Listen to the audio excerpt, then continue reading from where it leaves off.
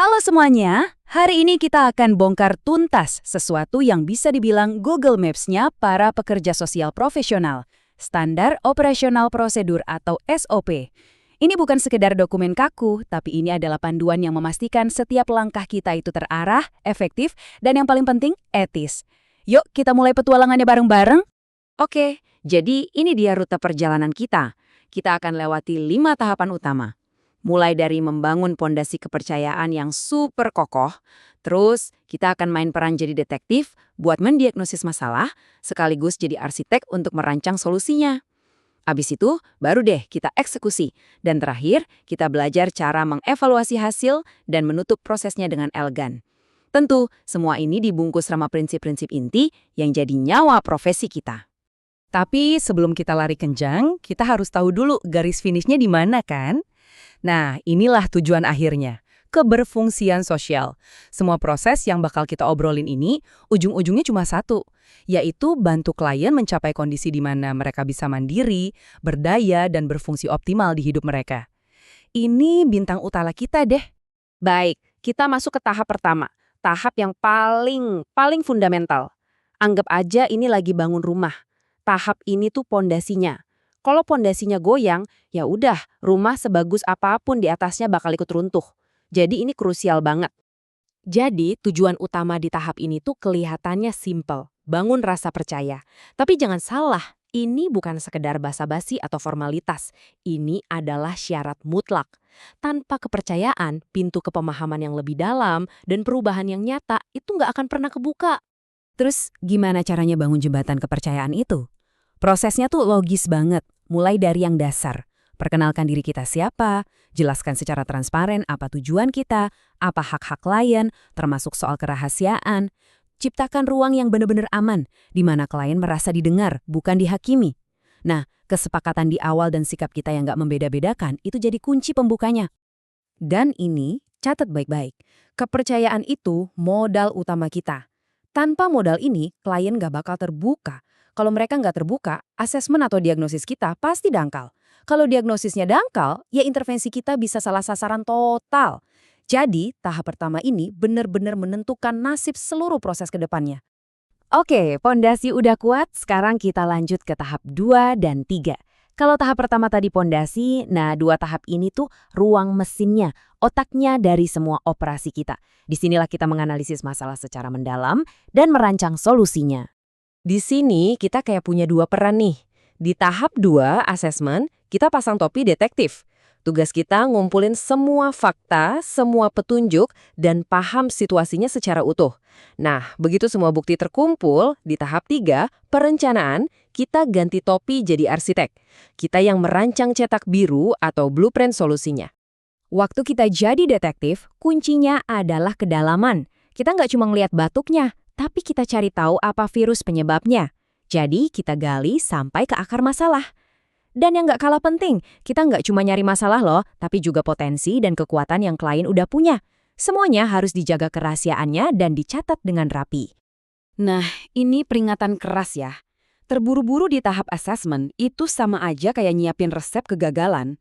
Mendingan kita luangkan waktu lebih di sini untuk mastiin kita benar-benar paham masalahnya, daripada nanti repot beneran intervensi yang salah arah. Begitu data asesmen kita kuat, waktunya merancang. Perhatiin kata kunci di sini, bersama klien. Ini bukan soal kita yang hebat dan ngasih perintah. Ini tentang kolaborasi, membangun rencana bareng-bareng. Tujuannya harus jelas, bisa diukur, dan yang terpenting, klien harus setuju. Ini soal kemitraan. Dan ini nih jawaban dari kenapa kemitraan itu penting banget. Keberhasilan sebuah intervensi itu sangat bergantung pada rasa memiliki dari klien. Kalau mereka ngerasa ini adalah rencana gue, bukan rencana pekerja sosial, wah, motivasi dan komitmen mereka buat ngejalaninnya bakal beda banget, jauh lebih tinggi. Oke, blueprint udah di tangan, rencana udah matang. Sekarang waktunya apa? Ya, waktunya eksekusi. Kita masuk ke fase aksi, di mana semua rencana tadi kita wujudkan jadi tindakan nyata. Disinilah teori jadi praktek. Tujuannya adalah eksekusi yang sempurna.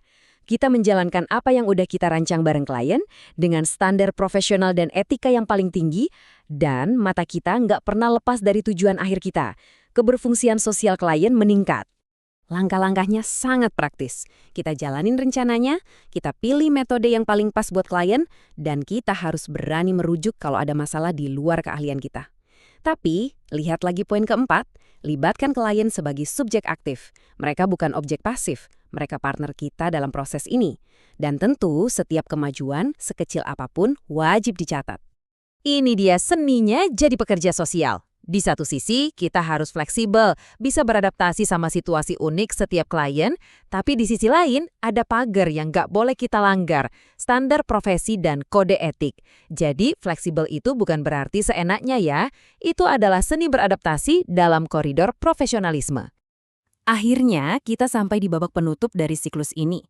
Tahap ini bukan cuma sekedar bilang dadah loh, ini tentang mengukur hasil, memastikan klien bisa lanjut sendiri, dan mengakhiri hubungan profesional kita dengan cara yang justru memberdayakan mereka. Jadi, ada 3 tugas besar di sini.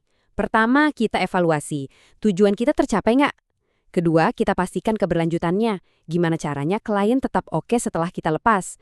Dan ketiga, kita akhiri hubungan ini secara terencana, supaya perpisahan ini malah jadi momen penguatan buat klien.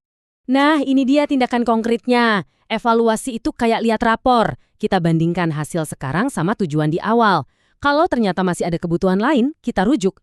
Dan yang paling penting, terminasi atau pengakhiran hubungan itu harus direncanakan. Gak boleh tiba-tiba. Tujuannya adalah memastikan klien siap terbang sendiri. Saya suka banget sama cara pandang ini. Terminasi itu bukan perpisahan yang sedih. Justru sebaliknya, ini adalah perayaan. Ini adalah momen wisudanya klien, bukti bahwa kita berhasil, dan klien sekarang sudah cukup kuat buat jalan sendiri. Inilah puncak kesuksesan kita sebagai pekerja sosial. Nah, setelah kita bahas kelima tahap tadi, kita perlu lihat fondasi etisnya. Ini adalah prinsip-prinsip yang jadi jiwa dari semua yang kita lakukan. Ini yang membedakan kita. Kelima prinsip ini bukan cuma buat satu tahap aja, tapi ini harus jadi nafas kita dari awal sampai akhir. Jaga rahasia, gak membeda-bedakan orang, mau terus belajar biar makin jago, pastiin surat izin praktek kita selalu aktif, dan tentu aja patuh sama kode etik. Anggap aja ini kompas moral yang harus selalu ada di kantong kita. Jadi itu dia kelima tahap wajib dalam praktek pekerjaan sosial. Sebuah kerangka kerja yang sistematis dan profesional. Sekarang pertanyaannya saya kembalikan ke Anda. Setelah kita bedah bareng-bareng, bagian mana dari praktek Anda yang kira-kira bisa diperkuat lagi? Tahap mana yang butuh perhatian ekstra? Coba direnungkan, karena perbaikan kecil aja dalam proses ini bisa bawa dampak yang luar biasa besar buat klien yang kita layani. Terima kasih.